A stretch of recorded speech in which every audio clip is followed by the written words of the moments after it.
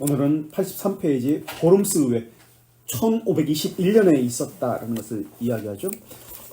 루터가 레오네 14에게, 교황 레오네 14에게 1520년 6월 15일 출교를 당합니다. 파문 출교를 당합니다.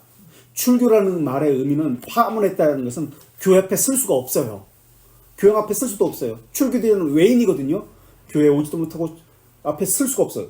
그럼 의회에 누가 대신 서야만 합니다. 앞으로. 누가 쓸까요? 루터는 나설 수가 없어요.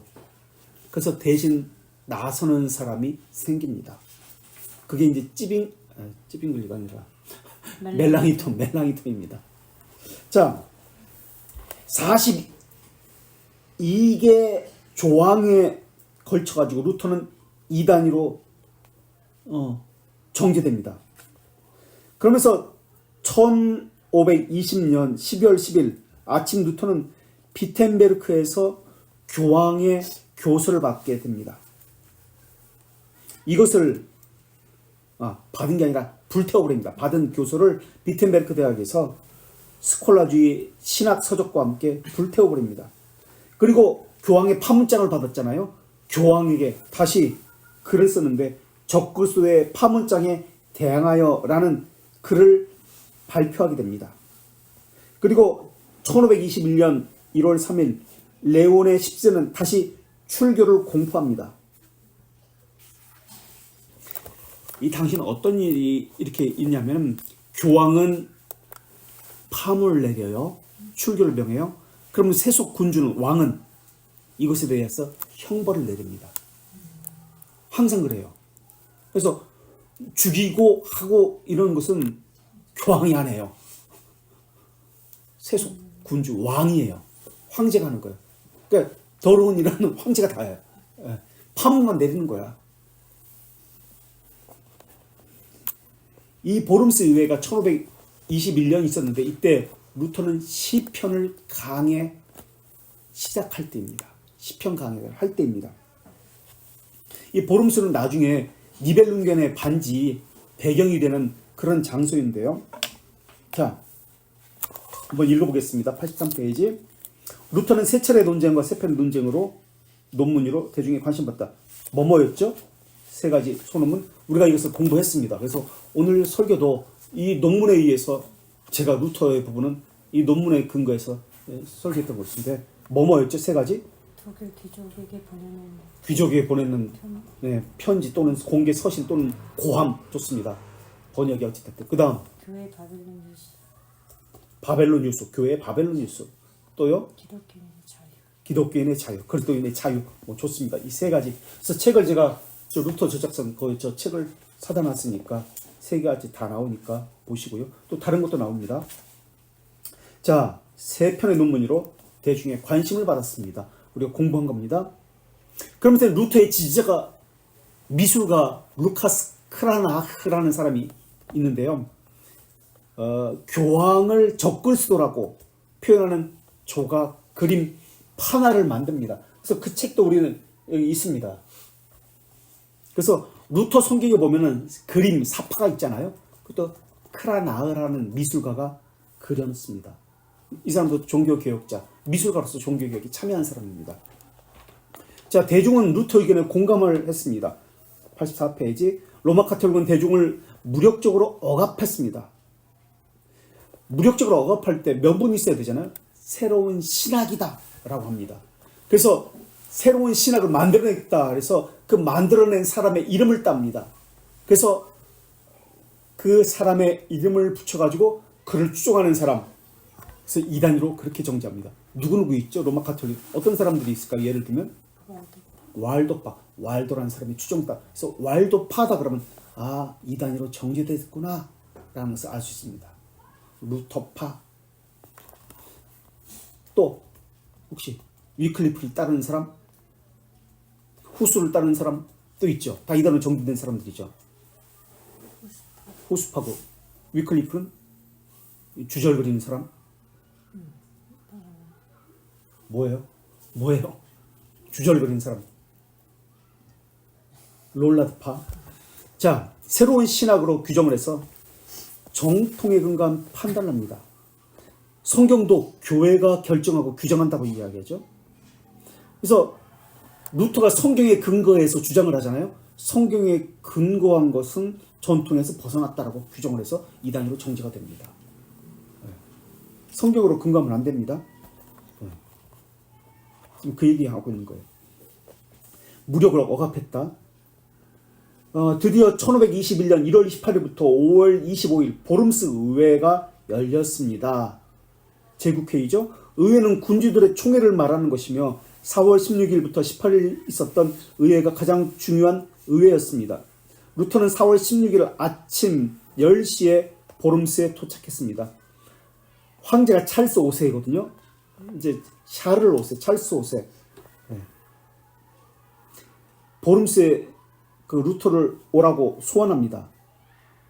교회는 이미 루터를 이단 정죄했어요. 근데 아까도 말씀드렸지만 교회가 이단 정죄한 것을 황제로서 신문하고 이제 어떤 형벌을 내려야 돼요. 육체적인 어떤 형벌을 내려야 됩니다. 죽이든지 살리든지 뭐 곤장을 치든지 뭔가 하기 위해서 신문을 하는 거예요.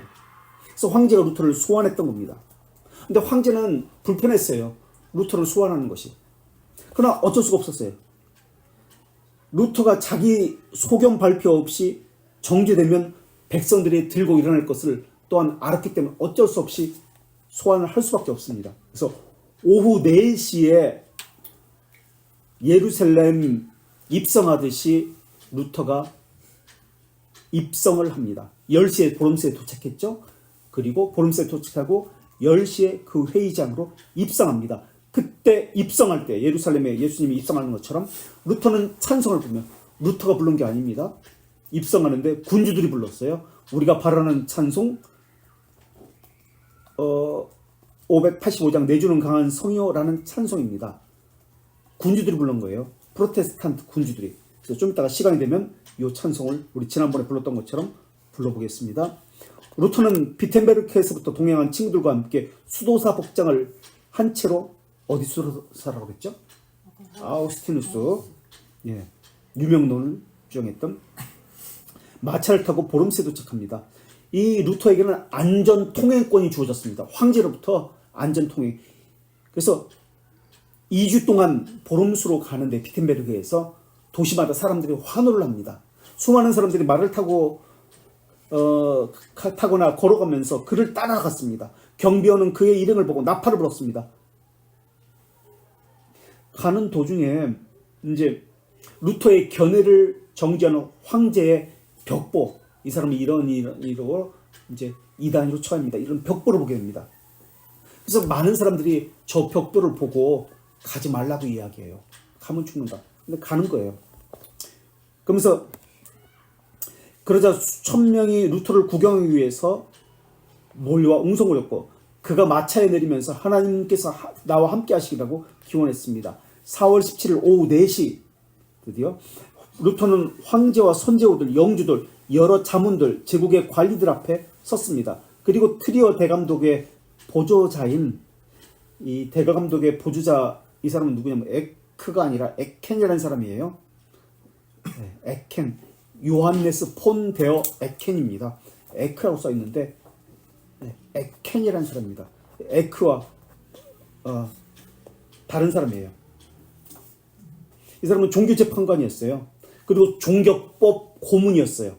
에켄이라는 사람. 그래서 이 스승인 슈타우피츠가 자기 제자인 루터를 향한 지지를 이 벽보를 보고 철회합니다. 그래서 이것에 대해서 크게 실망한 루터는 자기 스승 슈타우피츠에게 편지를 씁니다.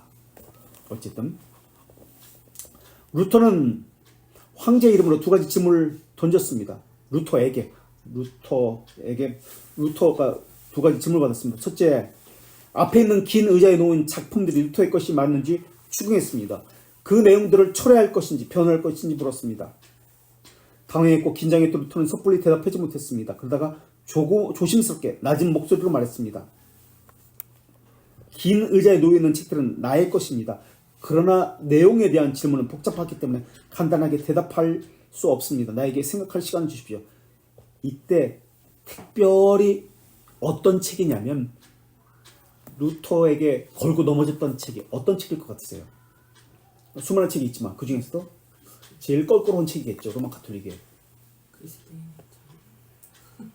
바빌론에서 바벨론. 교회의 바벨론 포로. 특히 1520년에 쓴 칠성내잖아요. 그죠? 이거 철회하라. 왜 이게 잘못됐다고 그러냐? 그걸 철회하라고 그럽니다. 특히 그 책이. 루터는 자기 견해를 철회하지 않으면 어떤 불이익을 당할지 알고 있었어요. 또 경고도 받았습니다.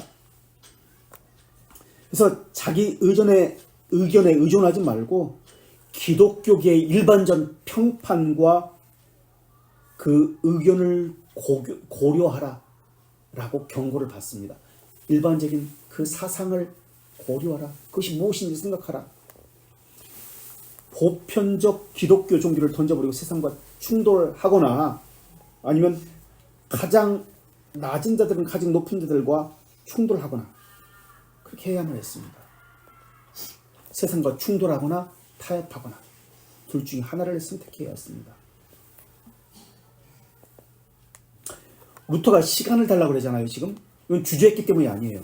두려웠기 때문에 시간 달라고 한 거 아니에요. 왜냐면 그 전에 보름수를 가기 전부터 목숨이 위태로울 것을 알고 있었습니다. 근데 거기 가가지고 이제서 두려운 거 그런 거 아니에요. 생명을 내놓고 난 죽을 것이다 라는 각오를 가지고 보름수로 간 겁니다. 그렇기 때문에 주저했기 때문에 두려워서 목소리가 낮은 목소리로 시간을 주십시오라고 말한 것이 아니에요. 이날 밤에 루터는 자기 친구인 휴머니스트가 있었어요. 비엔나에 살고 있는 친구에게 편지를 씁니다. 이 편지에 뭐라고 썼냐면은 그 내용은 이렇습니다. 그들은 내게 내 책을 부정하도록 요구했습니다. 그러나 나는 내 책들에 있는 토시 하나라도 영원히 부정하지 않을 것입니다. 주님만이 내 편이 되어 주신다면 이라는 편지를 써 보냈습니다. 또 4월 18일 목요일 회의장으로 가는 루터에게 독일의 유명한 장군이 있습니다. 유명한 승승장구했던 장군이 있었는데 게오르고 푼즈스베르크라는 그런 장군인데요. 푼즈스베르크. 루터의 어깨를 두드립니다. 이 장군이. 불쌍한 수도사여, 자네는 지금 나나 동료들이 단 한 번도 마주쳐 본 적이 없는 큰 대적들 앞에 치열한 전쟁을 하러 가고 있다네. 그렇게 이야기합니다. 유명한 장군인데요. 승승장구했던 그런 장군인데 자기도 단 한 번도 그런 큰 대적 앞에서 싸워본 적이 없는 전쟁을 자기도 경험하지 못한 전쟁을 자기 수도사 이 사람이 하러 가고 있다라고 그렇게 이야기합니다. 그러면서 뭐라고 또 이야기하냐면 자네가 정당함을 확신한다면 하나님의 이름으로 용기 있게 나아가게 하나님이 결코 자네를 버리지 않을 것을 라고 격려를 합니다. 그러면서 이제 나아갔던 것입니다. 그리고 85페이지로 넘어가서 루터의 긴장된 목소리를 들은 황제 칼 5세 에켄에게 명하여 다음 달 아침에 와서 대답하도록 했습니다.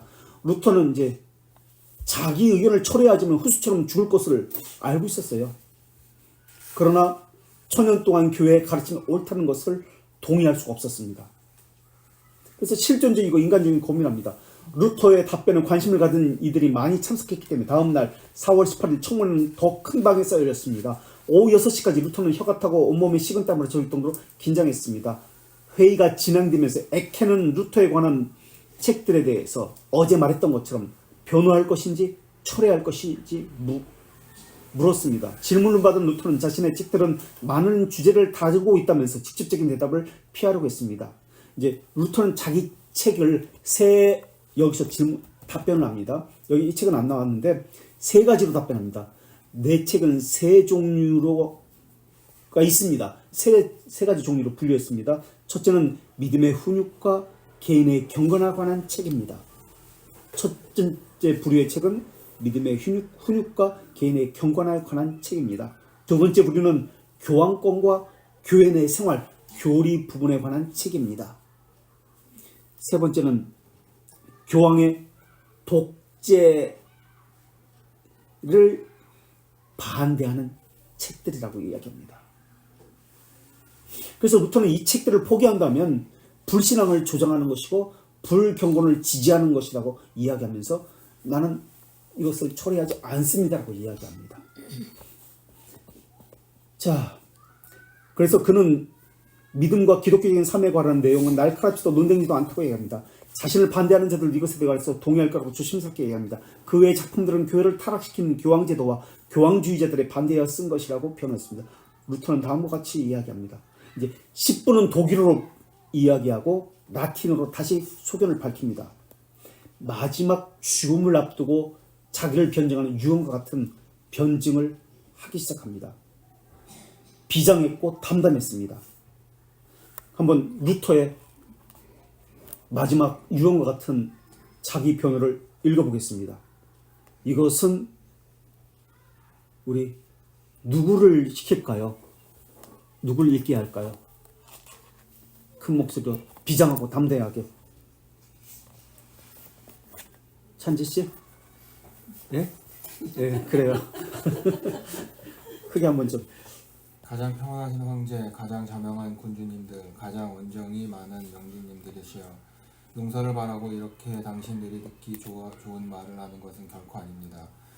저는 딸이꾼이 아니고 수도사입니다. 남의 비유를 맞추는 자, 딸이꾼. 어제 당신들께서는 제가 집필한 책의 내용을 부인할 것인지 물으셨습니다. 맞습니다. 제가 그 작품들을 썼습니다. 제 작품은 여러 주제를 다룹니다. 어떤 것은 믿음과 삶을 다루기 때문에 단순하고 복음적이며 기독교인이라면 누구나 저를 반대하는 사람일지라도 그 작품을 읽어야 합니다. 교서 자체도 저의 모든 작품들이 한 주제를 다룬다고 말하진 않습니다. 만약 제가 이 작품들을 포기하면 저는 친구들과 저를 지지하는 사람들이 동일하게 고백했던 진리를 매도하는 유일무이한 인간이 될 것입니다. 저의 작품들은 기독교계를 황폐하게 만든 교황의 가르침과 사악한 생활 방식에 반대하여 쓴 글입니다. 대체로 불만 있는 사람들이 교황이 정한 법으로 인해 그들이 양심이 고문을 당하고 있음을 증명할 때 이것이 거짓이 아님을 알게 될 것입니다. 또한 개인적인 문제를 다루고 있습니다. 직설적인 행동과 태도보다도 저의 본질적인 것에 문제가 있음을 압니다. 저는 제 행동에 문제가 있다고 생각하지는 않을 것입니다. 그리스도께서 말씀하신 바를 그대로 따를 것입니다. 제가 쓴 내용이 독단적이거나 불경건한 것이 아니라면 어떤 것도 받아들일 수 없습니다. 그리스도께서 안나스 앞에 서셨을 때 증거하라고 말씀하셨습니다. 우리가 전혀 없는 우리 주님께서 이런 말을 하셨다면 벌레와 같은 제가 선지자들과 복음서들에서 드러난 오류를 찾아 바로 잡아줄 수는 없겠습니까? 저는 자기 작품이 불에 던져진 최초의 인물이 될 것입니다. 저는 주님의 말씀 안에서만 대답하기를 원합니다. 내가 세상에 화평을 주러 온 줄로 생각하지 말라. 화평이 아니요 검을 주러 왔노라. 황제 폐하와 군주들께서 간단한 대답을 원하신다면 솔직한 저의 답변은 이렇습니다. 저의 견해가 성경과 소박한 이성에 비추어 볼 때 잘못이 없다면 하나님의 말씀에 매인 저의 양심은 모순된 교황법과 종교회의의 권위로 인해 어떤 것이라도 처리할 수 없으며 어떤 것도 처리하지 않을 것입니다. 제 양심을 거슬러 행하는 것이 결코 바르지도 않고 완전하지도 않기 때문입니다. 제가 여기 있습니다. 하나님이시여 저를 도우소서. 당신 말씀입니다. 내가 여기 서 있나이다. Here stand for Kaiser Umtlai 마틴 루터 1521년. 지금은 이제 이 재판정 건물은 남아 있잖아요. 대주교 그 건물이거든요. 거주했던 신문을 받았던 곳이. 예. 여기에 이런 내가 서 있나이다. Here stand for Kaiser 그 뭐지? 기념석이라고 그러니까 대리석 이것만 이제 남아 있어요. 그래서 많이 사진에서 보셨을 거예요. 여기에서 기억할 것은 이게 맨 마지막 내 양심에 거슬리는 것은 저는 할 수가 없습니다. 누구의 말인가요, 혹시? 누구의 말이죠, 혹시?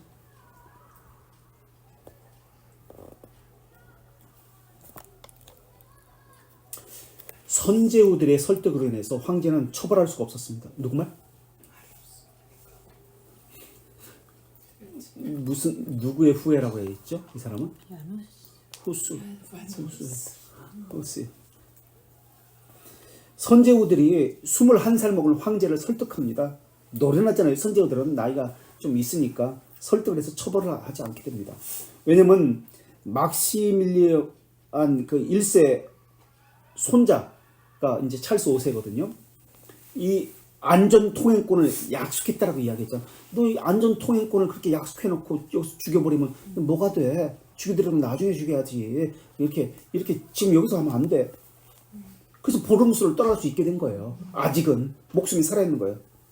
그래서 1521년 5월 26일 황제가 보름수 칙령을 발표합니다. 루터를 이단자로 정죄합니다. 이제 이 보름수에서는 그 어떤 처벌도 내지 않고 한참 후에 이단 정죄하고 파문장을 집행을 이제 하게 됩니다. 죽인다는 거예요. 그러니까 최소한 뭔가 대책을 세운다는 거예요. 그래서 프레드리히 선제후가 보름수에서 떠나가는 루터를 강제로 납치해버립니다. 그래서 납치해서 아이제나흐 근처에 있는 바르트브루크 성 족발, 바르트브루크 여기에 가두어 버립니다. 그래서 10달간 숨겨둡니다. 이 사이에 교회와 국가에서는 루터를 정죄합니다. 그러나 루터는 교황의 심을 받지 않았어요. 어쨌든 그렇다면 루터는 왜 교황에게 심을 받지 않았을까요? 황제에게만 심을 받았을까요? 이게 또 아이러니예요. 원래는 교황 앞에 서가지고 심을 받아야 되거든요. 근데 교황 앞에 쓰지 않았어요. 종교개혁의 성패는 무엇이냐? 정치 세력의 뒷받침이 있어야 한다는 것을, 힘 있는 이 군주들의 뒷받침이 있어야 한다는 것을 이야기하고 있는 거예요. 교회는 스스로 자신을 개혁할 수 있는 힘이 없었다라는 것을 말하고 있는 거예요. 그래서 루터의 종교개혁은 군주의 힘에 의한 개혁이었습니다. 두 번째, 종교유착이라는 말이에요. 종교유착 한마디로. 그래서 외부 세력에 의해서 교회가 보전받을 수밖에 없었습니다. 두 번째, 종교개혁에 호응을 받으려면 사회 지식층, 신학자들의 도움이 있어야 한다는 이야기입니다. 특히 인문주의자들의 이 당시에 지지가 있었다고 했죠. 신학교, 대학교들의 신학자들 지지가 있었습니다. 그래서 지식인이라면, 이 당시 지식인이라면 루터의 95개 조항에 대해서 그냥 지나칠 수가 없었습니다. 루터가 납치되면서 알리고 납치하는 거 아니잖아요. 몰래 밤에 이렇게 납치는 복면 쓰고 이렇게 나타나가지고 이렇게 납치하는 거잖아요. 국민들은, 백성들은 야, 신변 보장을 황제가 어떻게 어겼어? 막 황제에게 비난하기 시작합니다. 또 괴한의 공격을 받아가지고 루터가 죽었다라는 소문이 퍼지기 시작합니다. 그래서 이 당시에 또 미술가 알브레히트 뒤러가 이 당시 사람이거든요. 그의 일기장에 이런 글을 씁니다. 루터는 여전히 과연 살아있을까? 아니면 그들이 루터를 살해했을까? 내가 알 바는 없다. 오 하늘에 계신 하나님, 만일 우리의 루터가 죽었다면 하나님께서 그렇게 많은 복음적 정신을 주신 루터 외에 누가 더 명석하게 글을 쓸 수 있단 말입니까? 모든 경건한 그리스도인이여 하나님의 영에 의해서 이끌렸던 루터를 위해서 다 함께 진심으로 슬퍼합시다. 그리고 또 다른 명석한 사람을 우리에게 보내달라고 하나님께 기도합시다. 이게 알베르트 뒤러가 썼던 일기장에 나옵니다.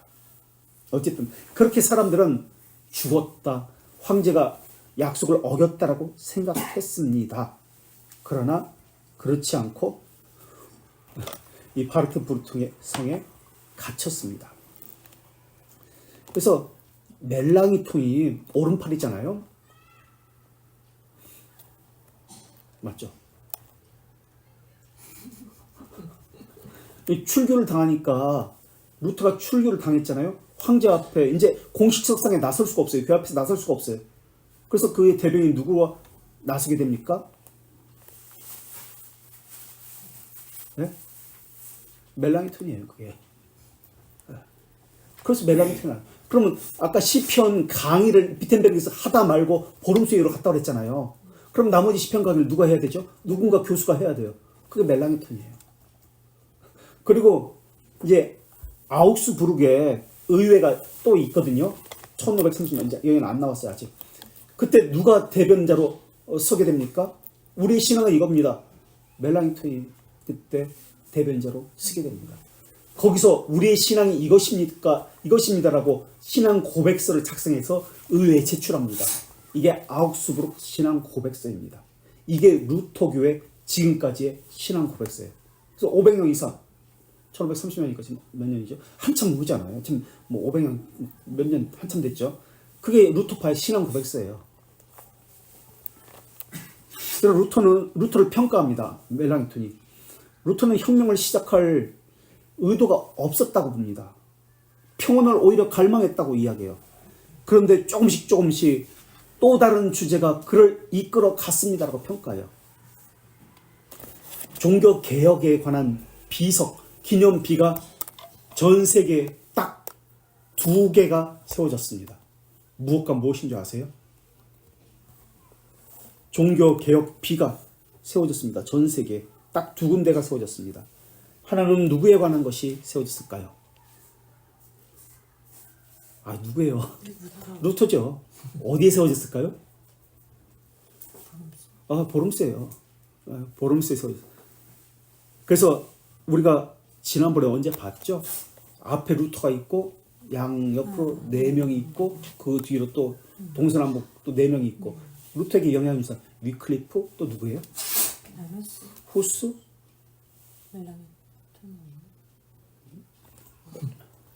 저기 스승.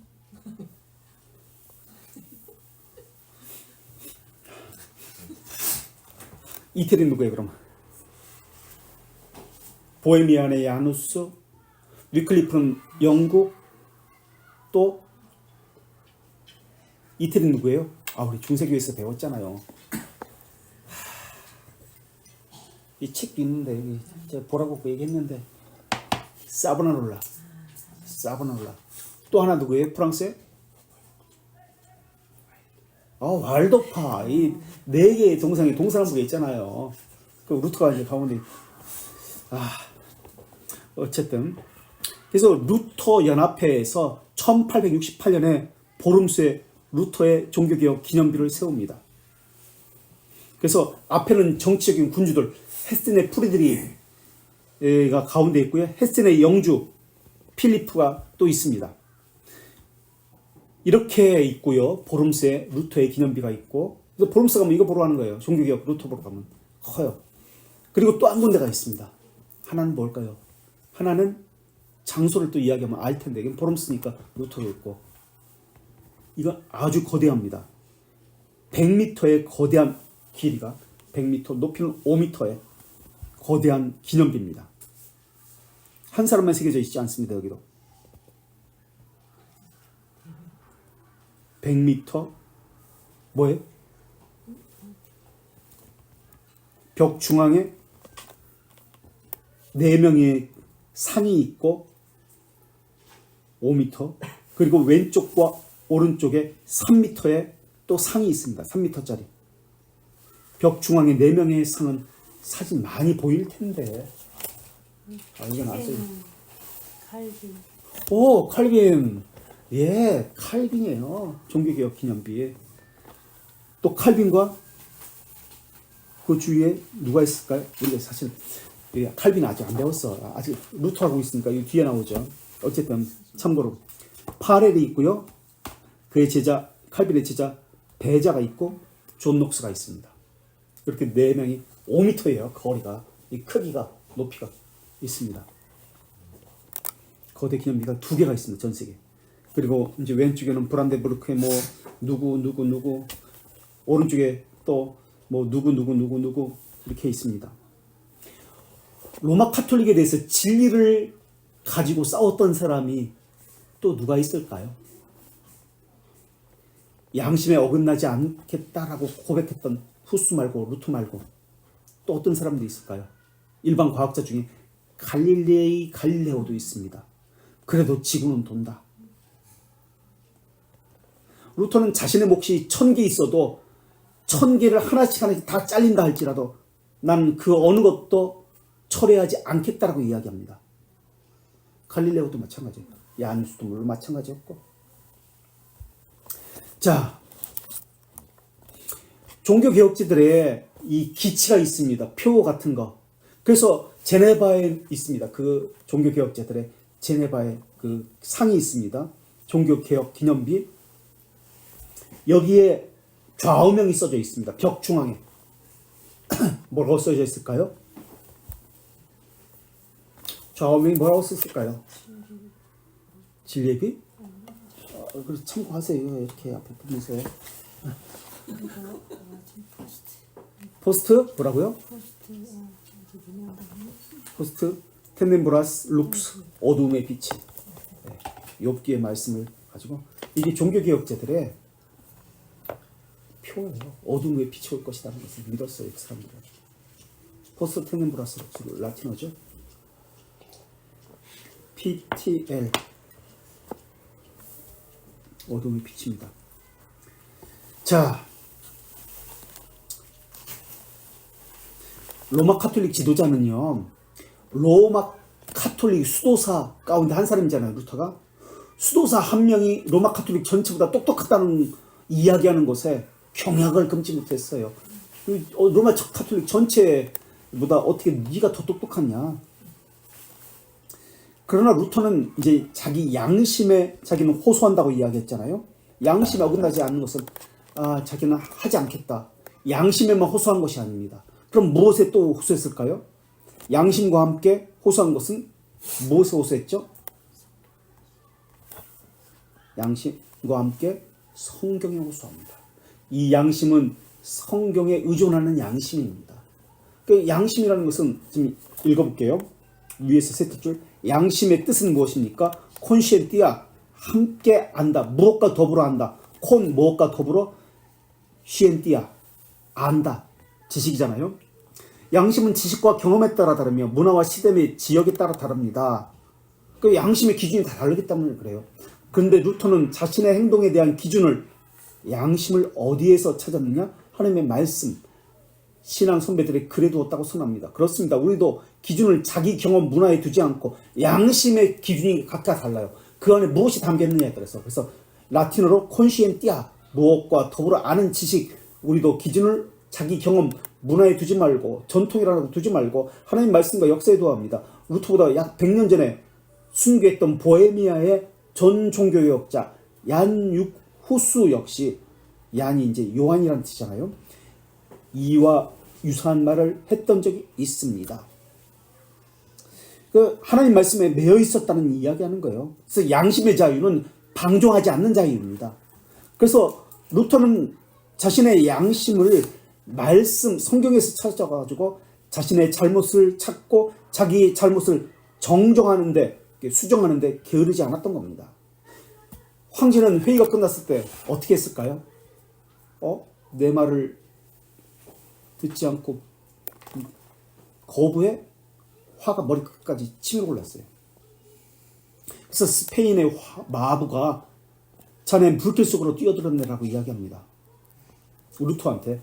루터를 태우고 그 말에 그 2주 동안 태우고 왔다 그랬잖아요. 그 마부가 루터에게 이제 당신은 죽은 목숨이야. 그렇게 이야기한 거예요.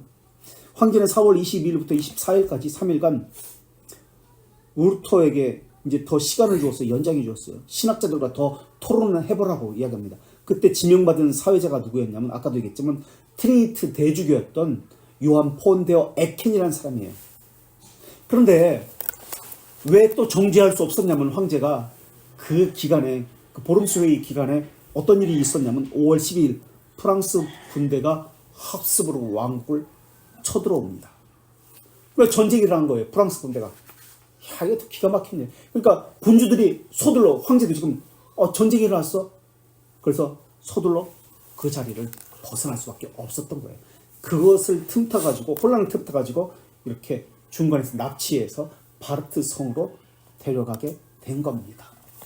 자, 그래서 다음 주에는 바르트 성을 공부하도록 하겠습니다.